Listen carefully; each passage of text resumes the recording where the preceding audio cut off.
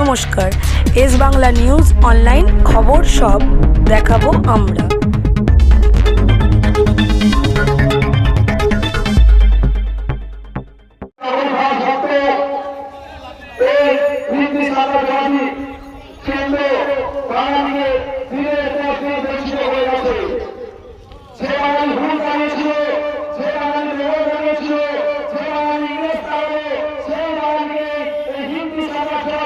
কেন্দ্রীয় সরকার বাঙালিকে প্রথম শ্রেণী নাগরিক থেকে দ্বিতীয় শ্রেণীর নাগরিকে পরিণত করতে চাইছি। আমাদেরকে বারবার একটু একটু করে ধরে নেওয়ার চেষ্টা করছে। আমাদের বাঙালির উপর বারবার গণহত্যার আমার প্রাণপ্রিয় সকল বাঙালি এক গভীর ষড়যন্ত্রের শিকার, সেটা আপনারা কম বেশি সকলেই জানেন। এবং এই যে হিন্দি সাম্রাজ্যবাদ দিল্লি নির্বাচন কমিশন, তিনি বেছে বেছে এই বাঙালিকে টার্গেট করেছেন এবং প্রায় 90 থেকে 92 লক্ষ ভোটার লিস্টে গ্রহণ করে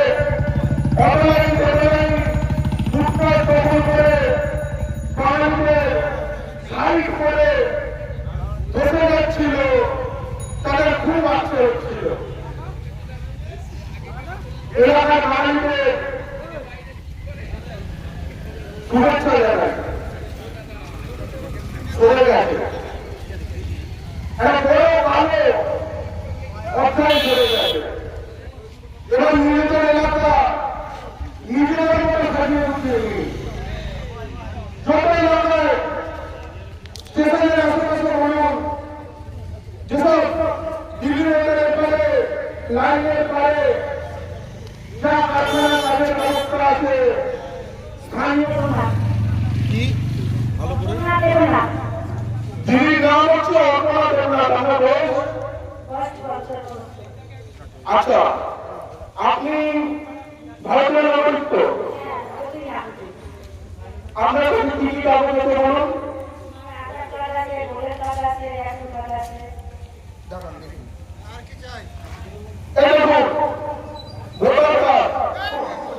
আপনার বয়স 65 বছর বয়স, সিনিয়র সিটিজেন, এসআইয়ের মালিকের জন্য লাইনে দাঁড়িয়েছেন। কোথায় অফিস?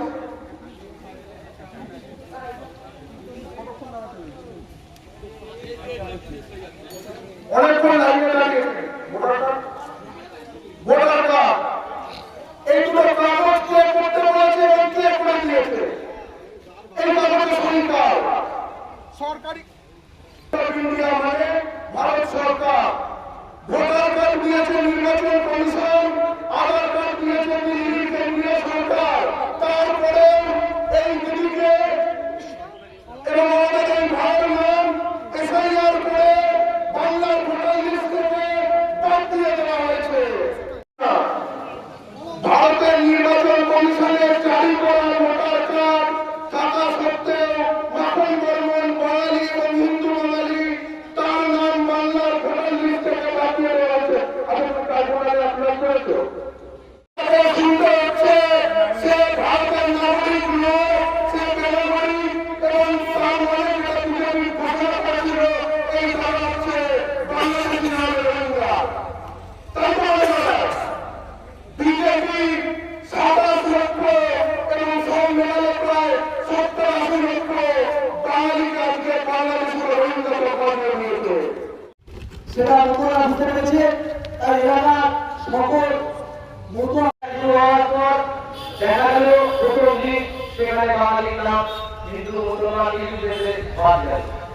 তারপরে আমরা ভাবলাম যে হয়তো এবার দেখতে পারি হয়তো আমরা রোহিঙ্গাদের দেখতে পারবো না। আমরা রোহিঙ্গা দেখি, রোহিঙ্গা অন্য ভাবে থাকতে পারে, তাদের ভাষা তাদের আচার অনুষ্ঠানকে প্রকাশ্যে দেখেন। রোহিঙ্গাদের সভা রোহিঙ্গাদের শুনে টিভিতে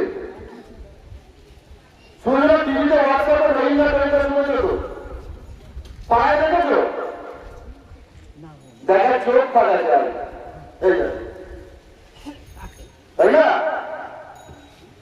আজকে আমাদের রোহিঙ্গা রোহিঙ্গা রোহিঙ্গা রোহিঙ্গা বলে এতজন হিন্দু বাঙালিকে, যার মধ্যে কেউ ব্রাহ্মণ, কেউ নমশূদ্র, ফুল মিক্সচার, জাতের ঊর্ধ্বে সব জাতের সমন্বয়, বুঝলে? সবাই এখানে আজকে আমাদের মাতৃভূমিতে আমাদের রোহিঙ্গা বানিয়ে দিয়েছে। কারা? নির্বাচন কমিশন বলবে, তাই তো? কি বলবে নির্বাচন কমিশন? শোনো ভাই, বন্দুকের ট্রিগার কখনো বন্দুক নিজে দেবে না, দেবে কি? বন্দুক কখনো ধরতে হয়। কেউ আমার কথায় কথায় বলি যে বন্দুকের গুলিতে মারা গেছে, তার মানে এই নয় যে বন্দুক নিজেকে বলেছে গুলি বার কর। কেউ একটা হাত ধরে বন্দুকের ঘোড়াটা টিপলে তবে বন্দুক থেকে গুলি বেরোয়, তাই না? এই যে নির্বাচন কমিশন, সেখান থেকে যতগুলো বাঙালির উপর যতগুলো কোপ পড়েছে, এই প্রতিটি কোপের জন্য দায়ী মোদী, পদ্মফুল, বিজেপি হাত তুলে আছে। বাংলার মাটিতে বাঙালির রক্তে স্বাধীন ভারতবর্ষে সুভাষচন্দ্রের জাতির মানুষকে তারা ভোটাধিকার থেকে কেটেছে, নাগরিকত্ব থেকে কাটছে। এই যে বাংলা ও বাঙালির শত্রুরা এখানে হাত তুলে পোস্টার দিয়েছে, এলাকার প্রতিটি বাঙালিকে বলবো, এক হাত তুলে পোস্টার দিয়েছে, দু হাত তুলে হ্যান্ডস আপ করে যেন ফেরত যায়। খুব কষ্ট কথা, আত্মসমর্পণ করে যেতে হবে বাঙালির মধ্যে থেকে। এখানে কেউ গায়ে হাত দেবেন না, কেউ গায়ে হাত দেবেন না।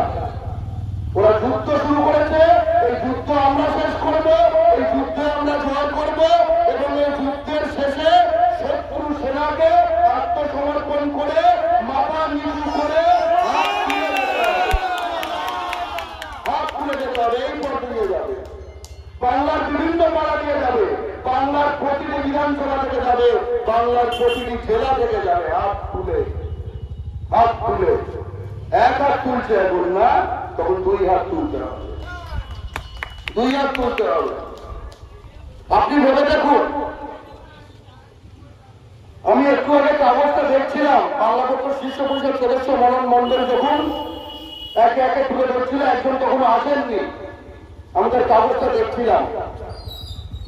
বাঙালির শত্রু এবং বাঙালি তারা যখন একজন খুব বড় লোক নয়, এরকম বাঙালিকে কোন চোখে দেখে?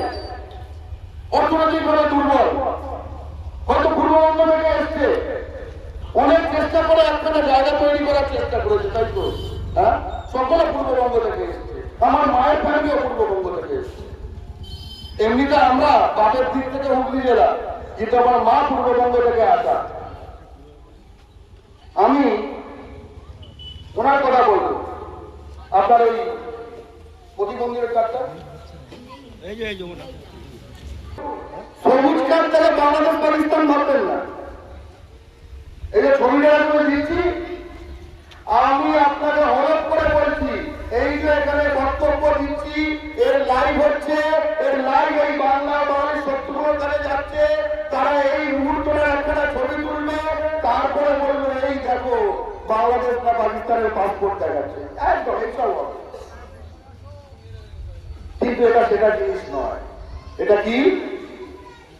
এটা হচ্ছে পশ্চিমবঙ্গ সরকারের একটি কার্ড, এটি পাস বইয়ের মতো, যেটা যারা প্রতিবন্ধী ডিসেবল পার্সন, আমি ওনার হাতটা আলাদা করে দেখাতে চাই না ওনার, কারণ সকলের একটা সম্মান রয়েছে। এরকম ভাবে আমরা এখানে বাদর নাচ করছি না, আমরা এখানে মানুষের কষ্টের কথা তুলে ধরছি। তার হাতটা এরকম ভাবে দেখাও কত রকম হয়েছে, এইটা আমি করবো না, এইটাই যথেষ্ট। এইখানে দেখতে পাচ্ছি ত্রাণ ও কল্যাণ দপ্তরের মধ্যে কল্যাণ শাখা, পশ্চিমবঙ্গ সরকার, relief and welfare department, welfare branch, সেখান থেকে ওনাকে কার্ড ইস্যু করা হয়েছে। কবে? এটা ইন্টারেস্টিং। 1991। 1991। আজকে যারা ভর্তি করে বাইকে করে ডিজে বাজিয়ে এইখানে ঘোরাফেরা করে, তাদের যখন হাতও তৈরি হয়নি, ভ্রূণও তৈরি হয়নি, তখন আমাদের মায়ের হাতে সমস্যা ছিল বলে পশ্চিমবঙ্গ সরকারি কার্ডটা বার করে। ঠিক আছে? তখন বামফ্রন্ট সরকার ছিল।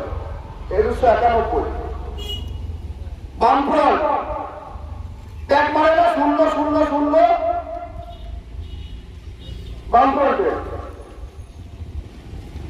বাঙালি সরকার, বাঙালি সরকার।